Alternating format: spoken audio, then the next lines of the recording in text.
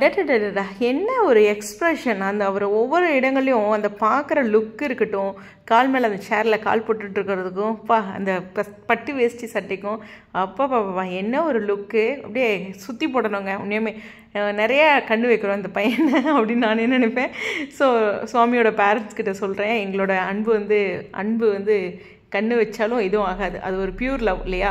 So hello viewers, நாங்களோட லக்ஷ்மி. நீங்கள் பார்த்துருக்கிறது 0 பாயிண்ட் லக்ஷ்மி. சிறுகடிக்க ஆசையில் நம்ம ரவி கேரக்டர் பண்ணுறாரு இல்லையா, பிரணவ் மோகன். அவர் வந்து இந்த ஆலயாவில் நிறைய ஆட் பண்ணியிருப்பார். இப்போ வந்து நம்மளுடைய சுவாமியும் ஆட் பண்ணியிருக்காங்க. ஓகேவா? எனக்கு தெரிஞ்சு இன்னும் 2-3 ஆடு சுவாமியோடது வரதுக்கு வாய்ப்பு இருக்குது. ரொம்ப அழகாக இருக்கும். அவர் கேஷுவலாக நடந்து வருவார். அப்புறம் அந்த கேமராவை பார்த்து ஒரு ஸ்மைல் பண்ணுவார். ஒரு நிறையா எக்ஸ்ப்ரெஷன்ஸ் வந்து அந்த கேமராவை பார்த்து கொடுக்கும்போது என்னமோ இண்டிவிஜுவலாக நம்மக்கிட்ட அவர் பேசுகிற மாதிரி ஒரு ஃபீல் இருக்கும். செல்லை கடந்து ஏதோ எதிர்த்தாப்பில் அவர் நிற்கிற மாதிரி இருக்கும். அதே மாதிரி அந்த லுக் வந்து அப்படி பர்ஃபெக்டாக ஃபிட் ஆகிருக்கு அவருக்கு. அப்பா என்ன ஒரு பிராண்டுங்க இவர். உண்மையுமே சொல்லணுன்னா இன்டர்நேஷ்னல் பிராண்டாக இருக்கார். இருந்தாலும் ஆலையாட இந்த ஆடு வந்து டிவிலையும் போட்டாங்கன்னா சூப்பராக இருக்கும். எனக்கு தெரிஞ்சு தீபாவளிக்கு சுவாமி அதிகம் ஆடில் யூஸ் பண்ணுறதுக்கு சான்சஸ் இருக்குது. அவ்வளோ ஒரு ட்ரெண்டிங்காக இருக்கார்.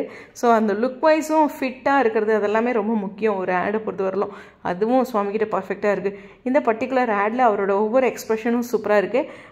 ஆலயாவோட அஃபிஷியல் இன்ஸ்டாகிராம் போனீங்கன்னா அந்த வீடியோவை பார்க்கலாம். ஓகேவா? புரிதலுக்கு. So happy. உங்களுடைய கருத்துக்கள் ஸ்டேடியம்.